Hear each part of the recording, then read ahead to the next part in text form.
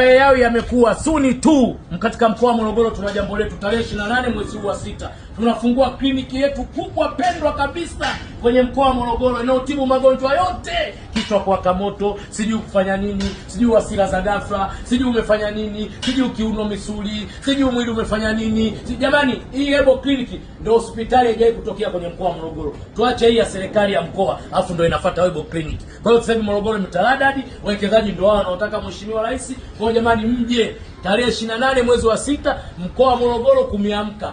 Wakazi wa Morogoro, wafanya biashara, kina mama, kina baba, Waruguru wenzangu, watu wa Mloka, watu wa Kilosa, watu wa Dodoma, wote mnaomba mje tarehe 28 mwezi wa 6 kwenye mkoa wa Morogoro kuja kuangalia jambo letu. Tunazindua kliniki yetu kubwa pendwa, Hebo kliniki, yenye kutibu magonjwa yote sugu ulimwenguni. Yaani dawa, yaani sijui nisemeje. Unapojisikia wewe mwanadamu mwili wako unanyevua, sijui kiuno kufanya nini, sijui miguu kupata moto, sijui tumbo kufanya, yaani magonjwa yote ya asili, hiyo Hebo kliniki inatibu. Kwanza ina madaktari wanaobobea takriban kutoka Ulaya. Si unanielewa? Tuna vifaa vya kisasa.